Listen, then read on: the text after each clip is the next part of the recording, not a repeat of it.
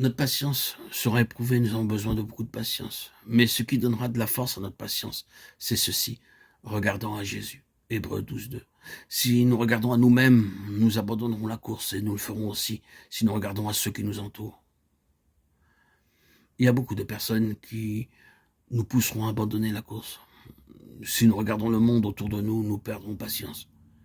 C'est pourquoi nous aimons tant la traduction véritable de ces mots. Quelques versions disent simplement regardant à Jésus. Le sens est vrai, mais la version réelle dirait détournant nos regards de tout autre objet et les fixant exclusivement sur Jésus.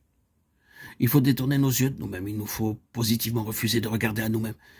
Il faut nous exercer et prendre l'habitude de refuser de regarder à nous-mêmes.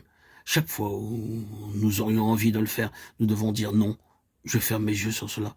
Nous ne devons pas avoir nos yeux fixés sur les chrétiens qui nous désappointent. Il faut nous souvenir que les chrétiens les meilleurs ne sont que des humains après tout. C'est quelque chose de très dangereux que de juger un homme ou une femme comme s'ils étaient infaillibles. Paul, à beaucoup d'occasions et dans beaucoup de situations, dut détourner ses yeux des hommes pour les fixer sur Jésus. Il y a une réelle impression de Paul dans la lettre aux Hébreux, où il est écrit « regardant à Jésus ». Quel que soit l'auteur de cette lettre, l'ombre de Paul la couvre. Son influence s'y retrouve partout. Et il a certainement été appelé à regarder à Jésus. C'est une leçon très vitale qu'il nous faut apprendre.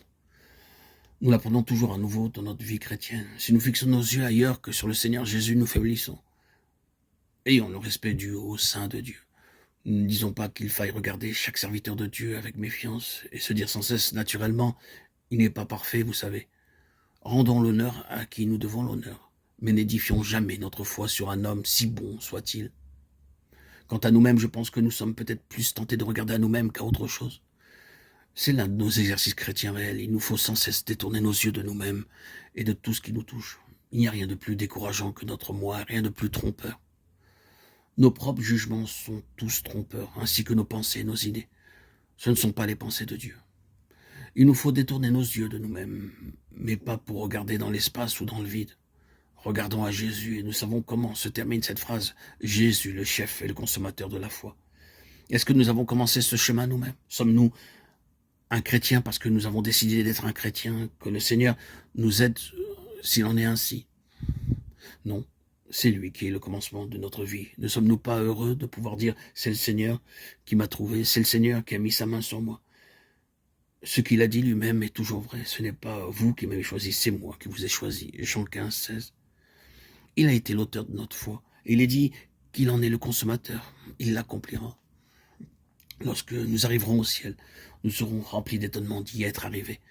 Nous nous regarderons les uns les autres en disant « Oui, nous sommes ici ». C'est une histoire merveilleuse. Comment sommes-nous arrivés ici? Nous ne le savons pas. Nous avions pensé tant de fois que nous ne pourrions jamais y arriver. Nous avions abandonné tout espoir. Mais nous sommes ici. Et ce sera simplement parce que Jésus est le consommateur. Croyons cela, chers amis, mes chers bien-aimés. Au jour de nos désespoirs et de nos difficultés, regardons à Jésus. Il a dit, là où je suis, là aussi sera mon serviteur. Jean 12, 26.